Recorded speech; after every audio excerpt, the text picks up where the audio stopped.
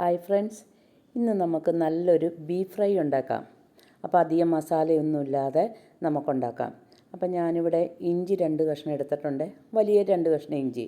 അത് കല്ലിൽ വെച്ചൊന്ന് ചതച്ചെടുക്കുവാണ്. ഇത്തിരി അധികം എടുക്കണം ഇഞ്ചി. അരിഞ്ഞിടണമെങ്കിൽ അങ്ങനെയും ഇടാം. ഞാനിപ്പോൾ ഇവിടെ കല്ലിൽ വെച്ച് ഇങ്ങനെ ചതച്ചാണ് ഇടുന്നത്. അപ്പോൾ ഇവിടെ 1 കിലോ ബീഫുണ്ട്. 2 വലിയ കഷ്ണം ഇഞ്ചിയാണ് എടുത്തിരിക്കണേ. ഇത് നമുക്കൊരു കുക്കറിലേക്ക് ഇട്ട് കൊടുക്കാം.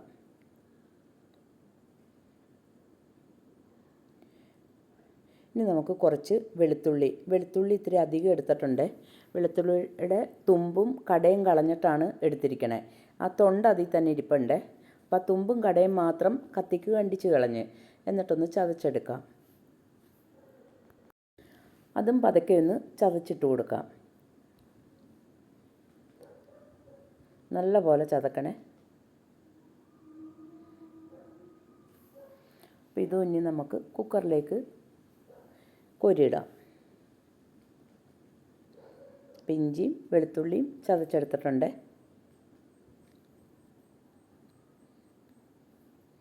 ഇനി നമുക്കൊരു 3-4 പച്ചമുളകും കൂടെ ഇട്ട് കൊടുക്കാം. അപ്പോൾ അതിൻ്റെ ആ ഞെട്ടൊന്ന് കളഞ്ഞിട്ട് നമുക്ക് ഇതും ഒന്ന് ചതച്ചെടുക്കാം. അപ്പോൾ അതൊക്കെ ഒന്ന് അങ്ങോട്ട് ചതച്ചാൽ മതി. പതുക്കെ ചതച്ചാൽ മതിയേ. ഇനി നമുക്കിതും കൂടെ കുക്കറിലേക്ക് ഇട്ട് കൊടുക്കാം. മുറിച്ചിടണമെങ്കിൽ അങ്ങനെയും ഇടാം, അല്ലെങ്കിൽ വട്ടത്തിൽ മുറിച്ചിട്ടൊന്ന് ചതച്ചാലും മതിയേ. ഞാനിപ്പോൾ ഇത് മൊത്തമായിട്ടാണ് ചതച്ചത്.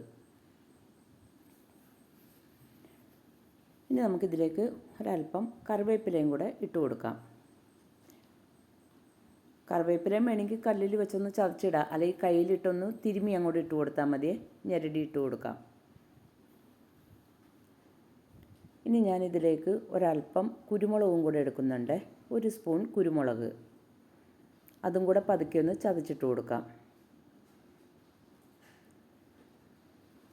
ഒത്തിരി അങ്ങോട്ട് പൊടി പോലെ ആവണ്ട.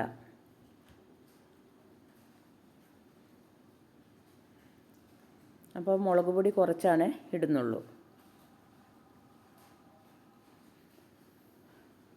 ഇന്ന് ബീഫ് വാങ്ങിയതുകൊണ്ട് ഇന്ന് ഞങ്ങൾക്കൊരു മോചനം കിട്ടിയെന്നാണ് മക്കൾ പറയണേ. വെണ്ടയ്ക്കയിൽ നിന്നും പയറിൽ നിന്നൊക്കെ മോചനം കിട്ടിയെന്നാണ് ഇവർ പറയണേ. ഇന്ന് സന്തോഷമാണ് ഇവർക്ക്. ഇതും കൂടെ നമുക്ക് കുക്കറിലേക്ക് ഇട്ട് കൊടുക്കാം.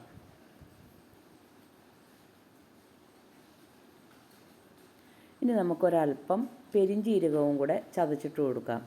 ഞാനിപ്പോൾ വേറെ മസാലകളൊന്നും എടുക്കുന്നില്ല. ഈ പെരിഞ്ജീരകവും കൂടെ ഒന്ന് ചതച്ചിട്ട് കൊടുക്കണുള്ളൂ. നമ്മൾ ഒത്തിരി മസാലകളൊക്കെ ഇടുമ്പോൾ നമുക്കിങ്ങനെ ഒരു പുളിച്ച് തികട്ടി വരുന്ന പോലെ നമുക്ക് തോന്നും. അപ്പോൾ അതുകൊണ്ട് പെരിഞ്ജീരകം മാത്രം ഇട്ടാലും മതിയേ. പണ്ട് കാലത്തൊക്കെ നമ്മൾ അങ്ങനെയാലോ പെരിഞ്ജീരകവും ഒക്കെ അരച്ചാലോ നമ്മൾ ചേർക്കുന്നത്. ഇതിപ്പോൾ ഞാനിവിടെ ചതച്ചാണ് ഇടുന്നത്. ഫ്രൈ ആയതുകൊണ്ടാണ് ഇങ്ങനെ ചതച്ചിടുന്നത്. അപ്പോൾ അതിൽ കടിക്കുമ്പം നല്ലൊരു ടേസ്റ്റ് ആയിരിക്കുമേ.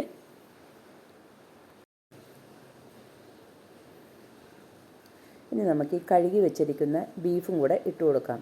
അധികം നെയ്യൊന്നുമില്ല, നല്ല കഷ്ണങ്ങളാണ്. അപ്പോൾ ഞാനിത് വെള്ളം ഊർന്നു പോകാൻ വേണ്ടിയിട്ട് ഒരു അരിപ്പ പാത്രത്തിലാണ് എടുത്ത് വെച്ചിരുന്നത്. ഇനി നമ്മളിതിലേക്ക് വെള്ളമൊന്നും ഒഴിക്കുന്നില്ല. ബീഫ് വേകുമ്പോൾ തന്നെ ബീഫിൽ നിന്ന് വെള്ളം ഇറങ്ങുമേ. അപ്പോൾ ഒത്തിരി വറ്റിക്കണ്ടല്ലോ, അതുകൊണ്ടാണ് വെള്ളം ഒഴിക്കാത്തത്. ഇനി ഇതിലേക്ക് ഒരല്പം മഞ്ഞൾപ്പൊടി ഇട്ട് കൊടുക്കാം. ഇനി നമുക്കിതിലേക്ക് ഒരു 1/2 ടീസ്പൂൺ ഗരം മസാല, 1/2 ടീസ്പൂൺ മതി, കൂടുതലൊന്നും ഇട്ട് കൊടുക്കണ്ട. ഒരു 1/2 ടീസ്പൂണാണ് എടുത്തിരിക്കണേ. നമ്മൾ ആ പെരിഞ്ജീരകം എടുത്തിട്ടുണ്ടല്ലോ, അതുകൊണ്ടാണ് ഞാൻ 1/2 ടീസ്പൂൺ മാത്രം ഇട്ട് കൊടുത്തത്. ഇനി നമുക്കിതിലേക്ക് ഒരു 2 ടീസ്പൂൺ മല്ലിപ്പൊടിയും കൂടെ ഇട്ട് കൊടുക്കണേ. ടീസ്പൂണിലാണ് എടുത്തിരിക്കണേ.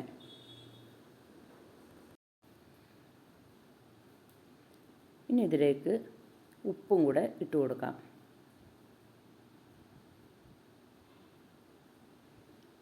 കുറച്ച് ഉപ്പിട്ടാൽ മതിയേ, വേണമെന്നുണ്ടെങ്കിൽ പിന്നീട് ഇട്ട് കൊടുക്കാം.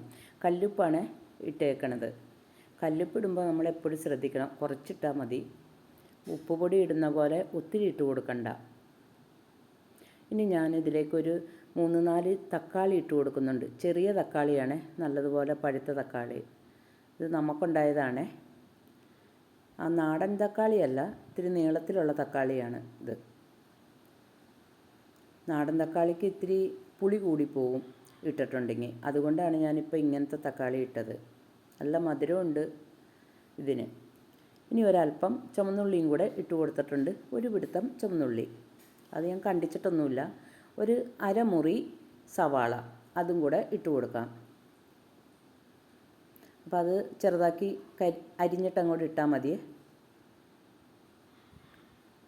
ഇനി നമുക്കിതെല്ലാം കൂടെ ഒന്ന് കൈകൊണ്ടൊന്ന് മിക്സ് ചെയ്യണേ. നല്ലപോലെ തിരുമ്മിക്കൂട്ടിയെടുക്കണം. ആ ഉപ്പും മുളകും ഒക്കെ ബീഫിലേക്ക് പിടിക്കണം. നല്ലപോലെ തിരുമ്മിക്കൂട്ടണം. അപ്പോൾ ഇനി ഞാൻ ഇതിലേക്ക് മുളക് പൊടി ഇട്ടിട്ടില്ലായിരുന്നു. ഒരു 2 ടീസ്പൂൺ മുളക് പൊടിയും കൂടെ ഇട്ട് കൊടുക്കാം.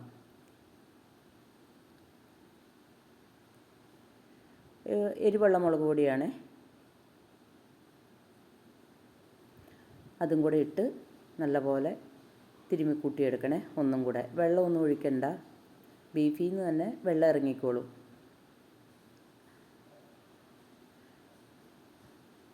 നല്ലപോലെ പൊത്തി വെച്ച് കൊടുക്കണേ. ഇനി നമുക്കിത് അടുപ്പത്തേക്ക് വെക്കാം. അപ്പോൾ ഒരു 8-9 വിസിലൊക്കെ മതിയേ.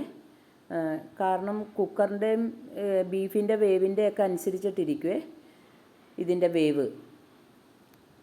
അപ്പോൾ അതിവിടെ ഒരു 8 വിസിൽ കേട്ടിട്ടുണ്ട്. നമുക്കിത് ഓഫാക്കി ഇടാം. എന്നിട്ട് ആവിയെല്ലാം പോയിട്ട് തുറന്നാൽ മതിയേ. അപ്പം ഞാനിവിടെ ഈ കുക്കറൊന്ന് തുറന്ന് നോക്കുവാണേ. അപ്പോൾ അതേ പാകത്തിനുള്ള വെള്ളമൊക്കെ വറ്റിയിട്ടുണ്ട്. ഉണ്ട്, വെള്ളമൊന്നുമില്ല. ബീഫ് നല്ലതുപോലെ വെന്തിട്ടൊക്കെയുണ്ട്. ഇനി നമുക്കൊരു ചട്ടി അടുപ്പത്ത് വെച്ച് കൊടുക്കാം, ചീനിച്ചട്ടി.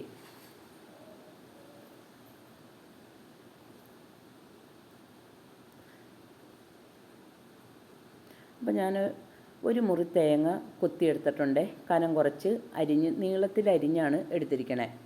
അപ്പോൾ ചീനിച്ചട്ടി അടുപ്പത്ത് വെച്ചിട്ട് ഒരല്പം വെളിച്ചെണ്ണ ഒഴിച്ചു കൊടുക്കാം.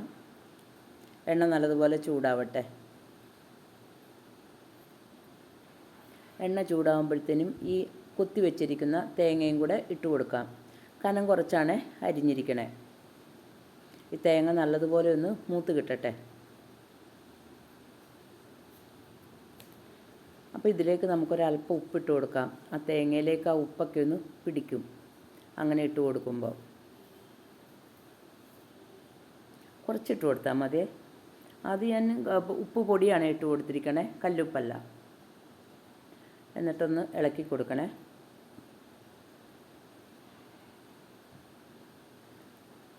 തേങ്ങയൊക്കെ ചൂടായി വന്നിട്ടുണ്ട്. ഒത്തിരി അങ്ങോട്ട് മൂത്തൊന്നും പോവണ്ട.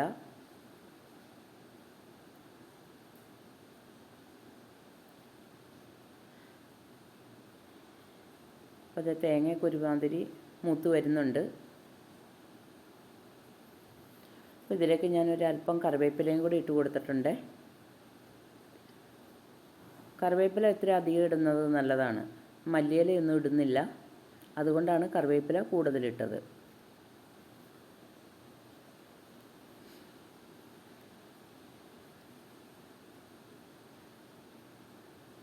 അപ്പോൾ ആ കറിവേപ്പിലയുടെ മണമൊക്കെ കൂടെ ആകുമ്പോഴത്തേനും ആ തേങ്ങാക്കൊത്തിനൊക്കെ നല്ലൊരു ടേസ്റ്റും കിട്ടുവേ. ഇനി ഇതിലേക്ക് നമുക്ക് അരിഞ്ഞു വെച്ചിരിക്കുന്ന ഉള്ളിയും കൂടെ ഇട്ട് കൊടുക്കാം. ഇത്തിരി അധികം ഉള്ളി എടുത്തിട്ടുണ്ട്. സവാള ഞാൻ ഒരെണ്ണേ എടുത്തിട്ടുള്ളൂ. അതിൽ പകുതി നമ്മൾ വേവിച്ചപ്പോഴും ഇട്ട്.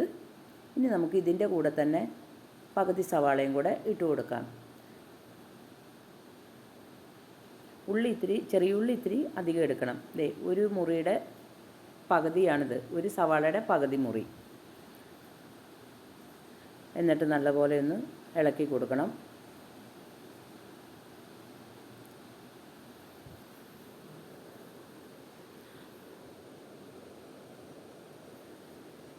നല്ലപോലെ ഒന്ന് മൂത്ത് കിട്ടട്ടെ.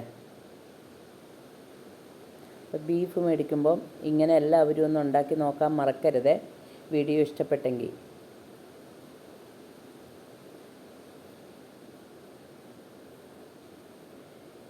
അപ്പം നമ്മൾ കുറേശ്ശെ മുളക് പൊടിയും മല്ലിപ്പൊടിയൊക്കെയാണ് ഇട്ട് കൊടുത്തിരുന്നത്. 1/2 ടീസ്പൂൺ ഗരം മസാലയാണ് ഇട്ട് കൊടുത്തത്. ബാക്കി നമ്മൾ പെരിഞ്ജീരകം പൊടിച്ചതാണ് ഇട്ട് കൊടുത്തത്.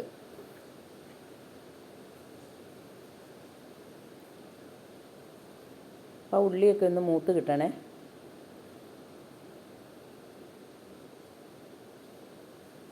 ഇനി നമുക്കിതിലേക്ക് ചതച്ച് വെച്ചിരിക്കുന്ന പെരിഞ്ജീരകവും കൂടെ ഇട്ട് കൊടുക്കാം. കുറച്ചായിരുന്നു ആദ്യമേ ഇട്ടത്. ഇനി ഇതിലേക്ക് 1/2 മല്ലിപ്പൊടി 2 ടീസ്പൂണും 1/2 ടീസ്പൂൺ മഞ്ഞൾപ്പൊടി 1 ടീസ്പൂൺ മുളക് പൊടി ഇതും കൂടെ ഇട്ട് കൊടുക്കാം. എന്നിട്ട് ഈ മുളകിൻ്റെ പച്ചമണം മാറുന്ന വരെ ഒന്ന് ഇളക്കി കൊടുക്കണേ. മല്ലിയുടെയും മുളകിൻ്റെയും മഞ്ഞളിൻ്റെയൊക്കെ ആ പച്ചമണം ഒന്ന് മാറിക്കിട്ടട്ടെ. ഒത്തിരി അങ്ങോട്ട് കരിഞ്ഞും പോകരുതേ.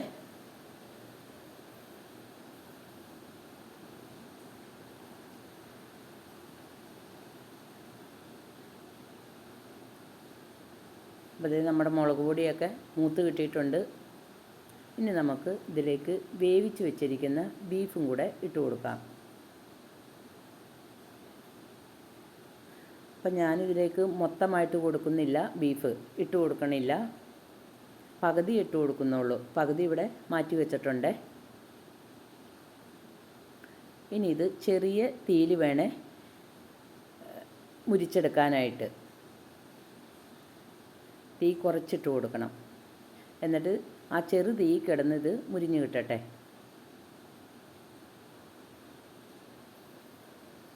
ഇടയ്ക്കിടയ്ക്ക് ഇളക്കി കൊടുക്കണേ. ഇതിലേക്ക് 1 സ്പൂൺ നെയ്യും കൂടെ ഒഴിച്ചു കൊടുക്കണം. ഈ ബീഫും മുരിഞ്ഞു വന്നതിന് ശേഷം. അപ്പോൾ ഈ ബീഫ് കറിക്ക് നല്ലൊരു ടേസ്റ്റായിരിക്കും, ബീഫ് ഫ്രൈക്ക്. അപ്പോൾ ഇന്നത്തെ വീഡിയോ ഇഷ്ടപ്പെട്ടെങ്കിൽ എല്ലാവരും ഒന്ന് ഉണ്ടാക്കി നോക്കാൻ മറക്കരുതേ. ലൈക്ക് ചെയ്യാനും ആദ്യമായിട്ട് കാണുന്നവരുണ്ടെങ്കിൽ സബ്സ്ക്രൈബ് ചെയ്യാനും മറക്കരുത്. അപ്പോൾ എല്ലാവർക്കും താങ്ക് യു.